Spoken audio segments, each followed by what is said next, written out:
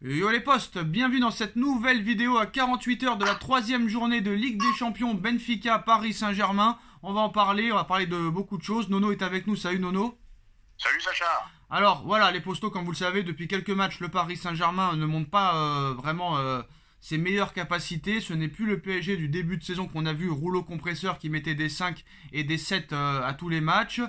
Ça rentre un petit peu dans le rang. C'est vrai que le retour de Nuno Mendes et de Kylian Mbappé en tant que titulaire va nous faire un bien fou. Le retour de Marco Verratti au milieu de terrain va être aussi très important pour le Paris Saint-Germain. Face à une équipe de Benfica qu'il ne faut surtout pas sous-estimer. Premier du championnat portugais, invaincu toute compétition confondue. Benfica est co-leader avec le PSG dans le groupe. Benfica a été gagné au Juventus Stadium, a battu le Maccabi Haïfa très facilement, bon, comme le Paris Saint-Germain, hein. Mais voilà, on connaît très clairement un petit peu comment joue le Benfica Lisbonne, hein. C'est pressing tout terrain, attaque directe. Donc il ne faudra pas que Christophe Galtier, les adjoints et les joueurs soient surpris après le match par l'intensité que va mettre le Benfica Lisbonne, hein. Surtout qu'il va être, on va dire, porté par un stade à guichet fermé. Donc il ne faudra pas faire les victimes en après-match en disant on a été surpris par le rythme effréné que nous a imposé le Benfica Lisbonne. Non, si vraiment tu étudies les équipes et les adversaires que tu dois jouer, tu sais très bien comment le Benfica joue. Alors moi j'ai une question, première question Nono. Quand tu vois les 4-5 derniers matchs du Paris Saint-Germain, je dis pas qu'il faut avoir peur, mais moi je suis pas très optimiste parce que j'ai l'impression que j'ai en train de voir le match dans ma tête déjà, et j'ai l'impression qu'on va longuement subir et qu'on va peut-être encore s'en sortir grâce à nos qualités individuelles. C'est vrai que la MNM est en folie depuis le début de saison, mais voilà, si Galtier travaille un minimum, tu dois normalement imposer ton jeu à toi et pas subir le jeu du Benfica Lisbonne. Première question, est-ce que Paris va encore subir ou va-t-il se réveiller comme il l'a fait en première mi-temps, enfin en première partie de saison, on va dire, premier mois? Eh ben, tu dois élever ton niveau de jeu par rapport à ce qu'on fait ces derniers temps. Voilà, la bonne nouvelle, le retour de Marco Verratti, parce que moi je trouve, et je l'ai encore vu samedi, une dépendance Marco Verratti incroyable. Et puis il va falloir élever son niveau de jeu, mettre de l'intensité, du pressing.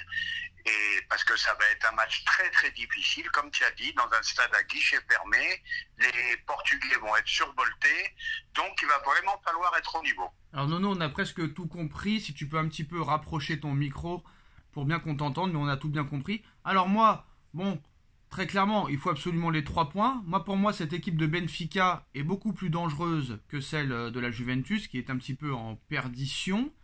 Mais bon, quoi qu'il en soit, ça va être un très gros test. Pour moi, c'est le deuxième test de l'année. Pour toi, c'est le premier, Nono, tu nous expliqueras pourquoi. Pour moi, le premier test, c'était la Juve. Après les matchs contre Monaco et contre Lyon, bon, ça pouvait être des petits tests, mais vraiment le gros test pour moi c'était la Juve. Le PSG s'en est sorti, certes contre une équipe de la Juve beaucoup moins forte que ces dernières années, mais le problème c'est qu'avec le PSG, à chaque fois que le PSG bat le Real, bat la Juve, bat le Barça, bat le Bayern ou bat n'importe quelle autre équipe, en face on dit soit l'équipe n'est pas prête, soit c'est plus l'équipe d'avant. Donc voilà, toujours à trouver des excuses. C'est jamais le PSG qui est plus fort que l'équipe. Bref, en tout cas, moi je le dis Nono très clairement qu'il ne faut pas sous-estimer cette équipe du Benfica qui est premier en championnat portugais, qui a encaissé seulement 3 buts cette saison en championnat portugais. Alors explique-nous pourquoi c'est le premier test de la saison alors que normalement ça devait être la Juve le premier. Pourquoi le premier test c'est vraiment ce match-là mercredi? Le premier test, parce qu'on a quand même dans l'ensemble un football portugais qui progresse de plus en plus.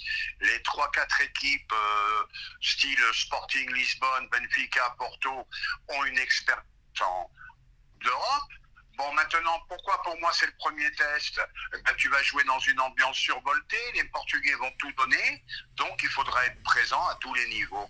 Alors maintenant, pourquoi je te dis, moi j'ai été très satisfait de la première mi-temps contre la Juve. On aurait pu les éclater 4-5-0. En deuxième mi-temps, on se met en danger et presque on se fait égaliser. Et puis je ne dis pas qu'il ne faut pas apprécier cette victoire contre la Juve, mais pour moi c'est l'une des Juves les plus faibles que j'ai vues depuis que je connais le football. Alors Nono, très tranquillement, hein. Toi, comme beaucoup de médias français disent la même chose, et c'est vrai que c'est plus la même Juve que les années précédentes. Mais il y a un petit problème, hein. Moi je vais défendre mon club, quand même. Parce que des fois, on peut être objectif, mais des fois, il ne faut pas non plus être ignorant. PSG Real 3-0, le match de fou de Gay en 2019, là. Ce n'était plus le Real d'avant. Là, la Juve, ce n'était plus la Juve d'avant. Le Bayern, il manquait Lewandowski. Nous, il nous manquait 4 joueurs, hein, Paredes, Marco Verratti et tout, mais c'est pas grave. Quand on a battu le Barça, ce n'était plus le grand Barça. Quand on a battu City en poule l'année dernière, City n'était pas prêt. À chaque fois que le Paris Saint-Germain bat un top 4 européen, c'est parce que l'équipe d'en face n'était plus comme avant ou n'est plus au niveau. À un moment donné, non, c'est pas concevable pour moi. Voilà, je sais pas si tu es d'accord avec ça, mais pour moi, c'est pas concevable. C'est pas crédible. Eh ben, c'est pas mal ce que tu dis, mais je vais faire quand même une petite intervention. Tous les matchs que tu as cités, on a fait des matchs de folie. Contre la Juve, on a fait une mi-temps. Voilà, je te réponds simplement. Oui, mais souvent, quand on bat des équipes comme ça, même le PSG Barça 4-0 à l'aller, quand on les avait explosés, là aussi, les médias cherchaient une hypothèse à dire mais comment ça se fait que le Barça a coulé comme ça? C'est bizarre. Non, c'est parce qu'on a été plus fort qu'eux, tout simplement. On a le droit quand même des fois d'être plus fort que certains clubs quand même, non? Non, mais là, je suis d'accord. Je suis d'accord. Je m'excuse. Je suis d'accord avec toi. Ah bah ouais, là, je peux dire que là, ton corps a très mal réagi à tes propos, Nono. Très mal réagi à tes propos. Oui, tu me fais tout ça. Tu me fais tout. En tout cas, je sais pas, mais ton téléphone, lui aussi, est très malade, vu qu'on t'entend très peu. En tout cas, on va essayer de finir la vidéo tranquillement. Bon, comme vous le savez, les postos, il y a aussi un mercato hivernal. Hein. Le PSG va tenter de se renforcer au niveau de l'attaque et au niveau de la défense centrale. Il y a beaucoup de commentaires hier, Nono, qui ont dit « Vous êtes marrants les deux, là, soi-disant, on est des guignols. Hein. Vous voulez recruter un numéro 9, mais pour le mettre où ?» Je sais pas, j'en sais rien, mais quand l'entraîneur du PSG veut un 9 et quand le directeur sportif veut un 9, il est quand même plus en... Il connaît quand même plus que toi le football, quoi. Tu vois ce que je veux dire ou pas? Ah, bah je suis là pour une fois, on va être absolument d'accord. Après, c'est à Galtier de faire son animation. Oui, d'accord, mais voilà. je parle des commentaires qui disent vous voulez mettre le 9 où? Je sais pas, mais en tout cas, l'entraîneur et le directeur sportif veulent un 9. Ça veut dire que t'en as besoin, je suis désolé. Puis Ekitike, d'accord. Là, on est d'accord. Ekitike, faudrait qu'il joue plus, mais est-ce qu'il a le niveau de jouer plus? Là est la question. Ah, ben là, Ekitike, j'ai un gros doute, Sacha. Je sais pas si tu es d'accord avec moi. Bon, bah, j'ai entendu dans quelques gazettes, il commençait à bouder, etc., etc.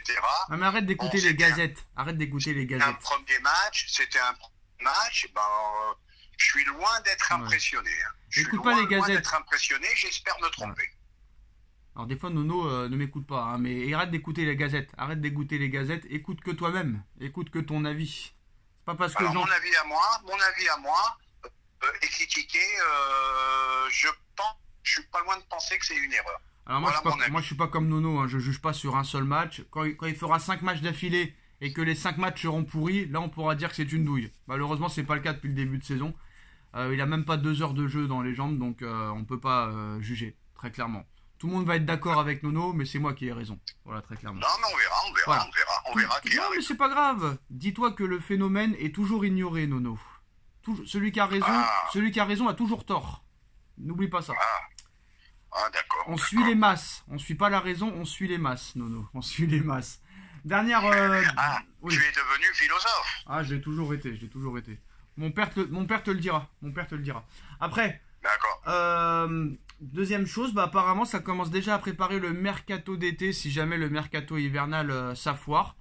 L'objectif serait d'amener Skriniar gratuitement l'été prochain, même s'il y aura plus de concurrence que cet hiver ou l'été qui est passé, parce que Nasser commence à en avoir marre de discuter avec les dirigeants de l'Inter de Milan qui ne veulent rien savoir, même à 6 mois de la fin de son contrat. Alors s'ils sont prêts à le laisser partir libre, pourquoi pas le récupérer libre et garder 70 millions? Non, déjà, c'est pas mal.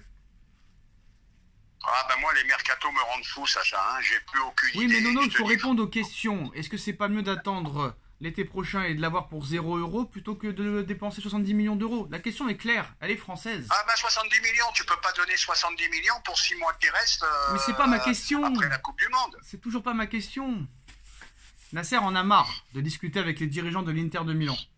Eh ben qu'ils passent à autre chose, voilà, point final. Ils ne passeront pas à autre chose. Ils vont reproposer encore 25 à 30 millions d'euros cet hiver, qui devraient être refusés encore une fois par l'Inter. Donc maintenant, ils se disent très clairement, au moins il sera libre l'été prochain, et là, il n'y aura plus à discuter avec personne. Donc au lieu de dépenser des sous sur Skriniar, autant les garder et avoir Skriniar gratuitement l'été prochain. Ah bah c'est sûr, faut mieux l'acheter libre, hein. Ça c'est évident. Hein. Après, sur l'attaquant, on ne sait pas qui sera visé. On a parlé de Vlahovic, on a parlé d'autres joueurs. Et aussi, Nono, on a appris aujourd'hui par la presse espagnole que dans le nouveau contrat de Ousmane Dembélé, une clause libératoire l'été prochain de 50 millions d'euros est possible. Et Paris serait très intéressé à activer ces 50 millions et cette clause libératoire, sachant qu'ils ne savaient pas que Ousmane Dembélé reviendrait à ce niveau-là. Ils n'ont pas été sur Dembélé parce que déjà c'était le choix de Leonardo et pas celui de Campos qui n'était pas pour le faire venir. Mais là, vu les deux très bons premiers mois de Ousmane Dembélé, la donne aurait changé.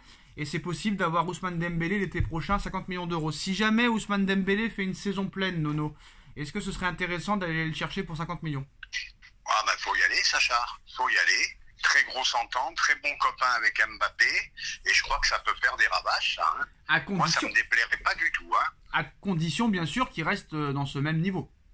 Ah, ben bien sûr, ça c'est évident, c'est évident. Et qu'il ne se blesse pas, parce que tu sais très bien, on se blesse jamais ailleurs, on se blesse toujours à Paris. Mais il a l'air d'être vraiment de se remettre sérieusement. Il redevient un vrai joueur de football avec l'hygiène de vie, etc., etc. Ben, espérons que ça dure pour lui. Hein. Après, Nono, je vais pas te mentir, hein. Il y a des raisons pour lesquelles Cristiano Ronaldo ne s'est jamais blessé dans sa carrière. Il y a des raisons pour lesquelles Léo Messi ne s'est jamais blessé dans sa carrière. Il y a des raisons pour lesquelles Mbappé ne s'est presque jamais blessé dans sa carrière. C'est des joueurs sur qui tu peux compter. Et tu sais très bien que Marco Verratti il se blessera toujours. Sanchez il se blessera toujours. Kipembe se blessera toujours. Il y a des joueurs comme ça on sait qu'ils seront. Neymar qui se blessera toujours quoi qu'il arrive. Neymar à un moment donné, je ne veux pas faire le poissard, Nono. Mais à un moment donné, on sait très bien qu'il va être absent 3 semaines ou 2 semaines ou 1 mois dans la saison. On sait très bien que ça va arriver. Très clairement. Ah, ben moi, Neymar, ce que j'ai surtout peur, Neymar, en plus de sa fragilité, c'est l'après-Coupe du Monde. C'est là que je vais voir s'il a changé ou pas. Non, mais moi, je t'explique pas sur Neymar, je te dis beaucoup plus de joueurs que ça. Tu vois ce que je veux dire? C'est sûr. Mais là, tu me parles de 2 grands champions qui pensent football jour et nuit, hygiène de vie inimaginable. Non, mais même Mbappé. Bon, ben, même Mbappé, depuis 2017. Jamais Mbappé, depuis 2017, il s'est presque jamais blessé. Ou en tout cas, quand il s'est blessé, c'est 3 semaines grand maximum, tu vois. 2-3 semaines grand max. Même Messi, quand il s'est blessé. Oui, mais Mbappé, il est dans le même registre que ces deux-là. C'est des grands champions. Donc voilà, donc c'est sûr qu'avec un Ousmane Dembélé, 50 millions d'euros, tu prends des très gros risques. Parce que c'est peut-être pas sûr que. C'est sûr, voilà. on a vu avec ça. Avec Renato Sanchez, hein. En tout cas, moi, voilà, je vais pas te mentir, Nono, on va me dire que je ne suis pas supporter du PSG alors que c'est faux. C'est juste que je suis quelqu'un de perfectionniste.